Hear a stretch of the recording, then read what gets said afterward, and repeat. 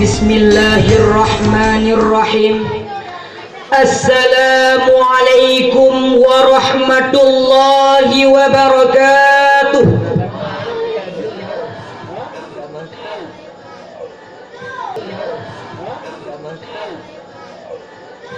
Alhamdulillahi rabbil alamin.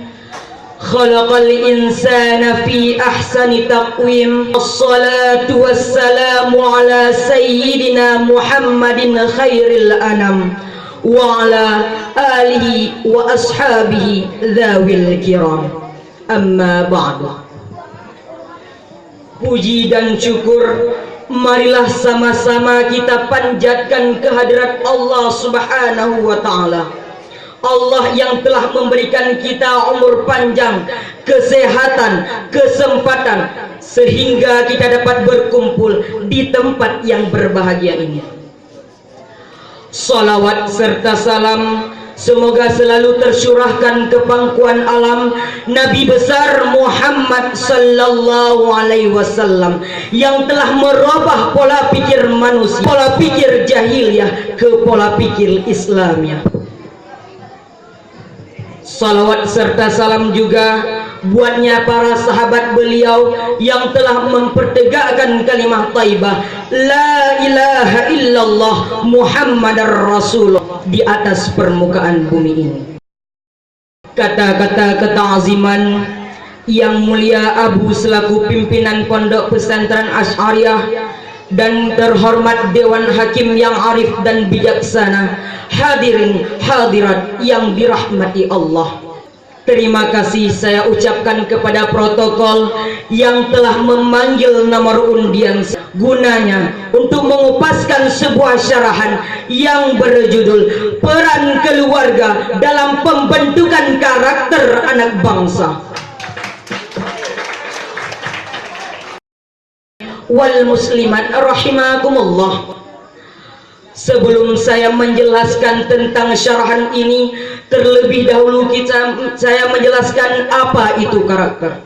Sebagaimana yang telah kita ketahui, karakter adalah watak seseorang, pribadi seseorang, ataupun tingkah laku seseorang. Karakter bisa terbentuk melalui lingkungan, misalnya lingkungan keluarga pada masa kecil atau bawaan sejak lahir. Bawaan sejak lahir ini bisa dibina atau dibangun, dibentuk melalui pendidikan keluarga dan lingkungan masyarakat.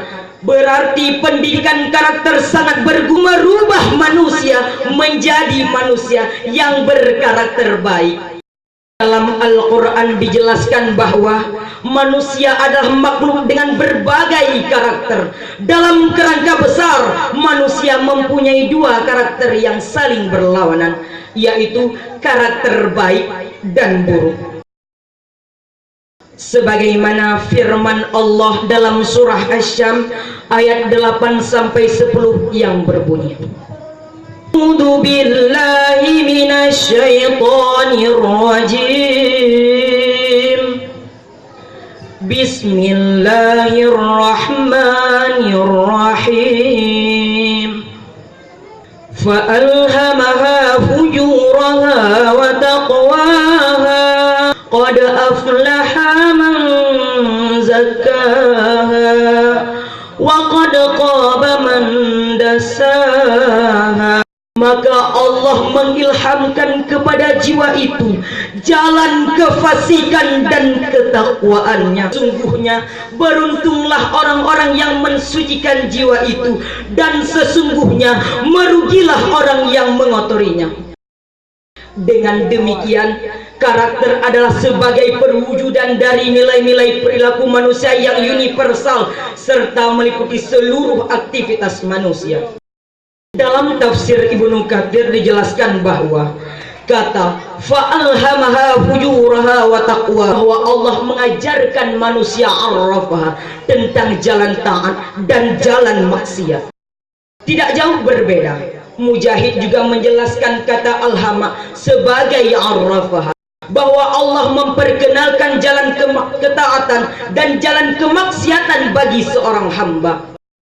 Diriwayatkan dari Muhammad ibnu Ka'ab, beliau berkata, apabila Allah menghendaki kebaikan bagi seorang hamba, maka ia akan berbuat. Sebaliknya, jika Allah menghendaki keburukan bagi seorang hamba, maka ia akan berbuat buruk. Adapun takbir dari kata qad aflaha man zakkaha wa qad khaba man dassaha adalah beruntunglah bagi orang-orang yang mensucikan jiwanya dengan menaati Allah dan menjauhkan diri dari akhlak tercela dan berbagai hal yang hina. Sebaliknya, merugilah bagi orang-orang yang mengotori jiwanya dengan kemusyrikan, kezaliman, serta menjauhkan diri dari petunjuk sehingga ia berbuat maksiat dan meninggalkan ketaatan kepada Allah. Hadirin para pendengar yang dirahmati Allah, mendidik seorang anak merupakan salah satu kewajiban kedua orang tua dalam keluarga. Dengan figur seorang ayah yang bijaksana dan profil seorang ibu yang penyantun, lembut, serta dapat membesarkan dan mendidik anak-anaknya dengan buayan kasih sayangnya. Inilah yang dinamakan dengan keluarga adalah sekolah yang pertama dan paling utama. Dengan peran seorang ibu yang memiliki tanggung jawab moral terhadap pendidikan anak-anaknya, dan seorang ayah selaku kepala rumah tangga yang bertanggung jawab di dunia ini, lebih-lebih di akhirat kelak di hadapan Allah Subhanahu wa ta'ala. Sebagaimana firman Allah dalam Al-Quran surah At-Tahrim ayat 6 yang berbunyi, Ya ayyuhalladzina amanu qu anfusakum wa ahlikum naro. Sadaqallahul azim. Hai orang-orang yang beriman, peliharalah dirimu dan keluargamu dari api neraka yang bahan bakarnya adalah manusia dan batu. Ketika turun ayat ini, Umar bin Khattab bertanya kepada Rasulullah, Ya Rasulullah, kami telah menjaga diri kami, tetapi bagaimana kami menjaga ahli kami ya Rasulullah? Rasulullah menjawab, kamu larang mereka terhadap apa yang dilarang Allah kepadamu. Berdasarkan penjelasan tadi, jelaslah kepada kita bahwa pendidikan seorang anak tidak dapat diremehkan, justru harus diperhatikan sebaik mungkin. Sebagaimana yang kita saksikan sekarang ini, keresahan terjadi di masyarakat yang diakibatkan oleh tingkah laku generasi muda yang sudah rusak moralnya, yang diakibatkan oleh lingkungan yang tidak menentu, yang laki-laki sibuk dengan ekstasi, heroin, morfin, ganja, sabu-sabu, dan lain sebagainya. Balapan di mana-mana sampai kepada pembunuhan yang sudah merajalela. Lain lagi yang dengan perempuan sibuk dengan penampilan, memamerkan auratnya, memakai pakaian ketat, laksana ulat dalam kepanasan. Pacaran katanya hebat, seks bebas katanya lezat, pergaulan antara laki-laki dan perempuan tidak ada batasan lagi, bagaikan suami istri.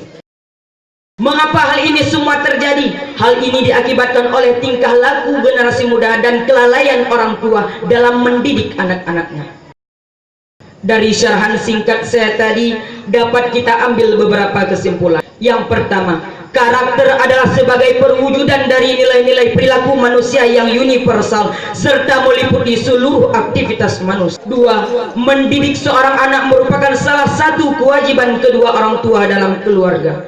Sebab keluarga adalah sekolah yang pertama dan paling utama.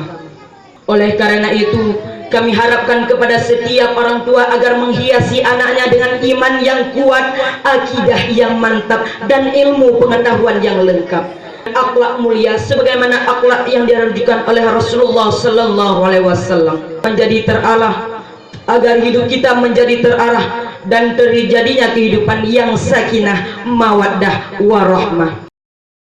Yang dapat saya sampaikan, lebih dan kurang saya mohon maaf. Saya akhiri dengan usikum wa nafsi bitaqwallah wa ridha wal inayah. Wassalamu alaikum warahmatullahi wabarakatuh. Waalaikumsalam warahmatullahi wabarakatuh.